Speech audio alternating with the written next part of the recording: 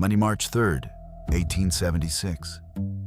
A quiet Friday in Bath County, Kentucky.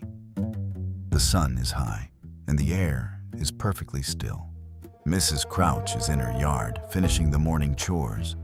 She reaches for a basket of freshly washed white linens. She pins the first sheet. It's a blinding white against the blue sky, a symbol of order in a peaceful world. Suddenly, the silence is broken by a strange, wet sound. A heavy thud in the grass just a few feet away. Then another and another. From a cloudless, crystal blue sky, something red and raw begins to fall like hail. The hook, a piece of flesh, jagged and bloody, strikes the pristine white sheet, blooming into a horrific crimson stain. Mrs. Crouch screams, shielding her head as the sky rains down fragments of muscle, sinew, and gristle. It covers the porch. It litters the garden. For 100 yards, the earth is being carpeted in raw meat. The smell hits her next, not rotten, but fresh. Like a butcher shop had been exploded into the atmosphere. As the rain stops, a heavy, macabre silence returns to Kentucky. But the nightmare has only just begun.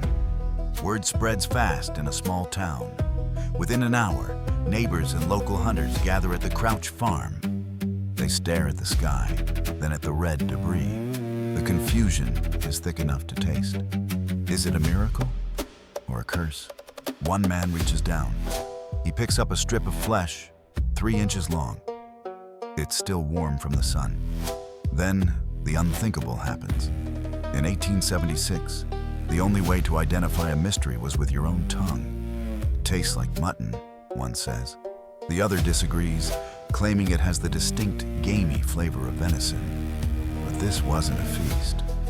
It was a forensic puzzle that would stump the greatest minds of the era. Samples are packed in salt and sent to scientists across the country. The autopsy of the Kentucky sky begins. Weeks pass. The jars arrive at the Newark Scientific Association. The world's top biologists prepare their tools. Dr. Edwards peers through his microscope. What he sees under the lens is far more disturbing than a steak. He identifies muscle, but also something else. Lung tissue, specifically the delicate lung tissue of a human infant. The news spreads fear. Did a cyclone tear a body apart? Or is the sky hiding something even darker? Other experts disagree. They find cartilage. They find the stomach lining of a large, unknown predator. The samples are irregular, torn, like they were shredded by claws in the upper atmosphere before falling. But if this was a massacre in the clouds, where was the blood? Where were the bones? The mystery deepens until a new, even more disgusting theory emerges. One that involves the scavengers of the sky. The answer wasn't in the clouds, but in the birds. Black vultures, the grim scavengers of the American South. When these birds sense danger or overeat, they have a unique, revolting defense mechanism: projectile vomiting.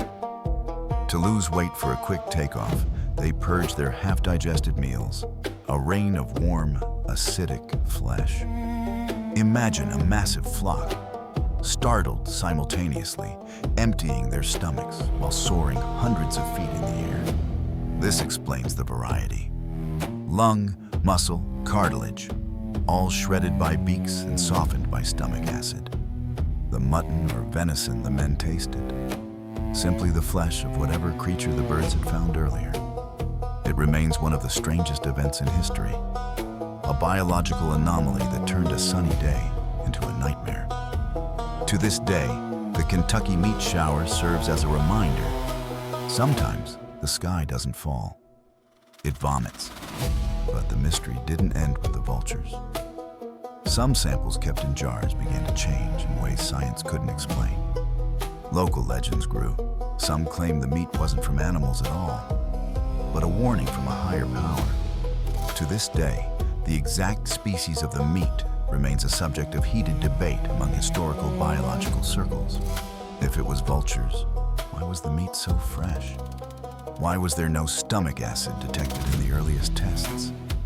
The Crouch Farm became a site of macabre tourism, with strangers digging in the mud for a piece of the sky. The event faded from the news, but the stains on the Crouch family porch remained for years as a grim souvenir. It reminds us that the world is far stranger than our logic allows. Sometimes, the impossible simply falls. Next time you feel a drop on your face on a clear day, don't assume it's just water. Look up.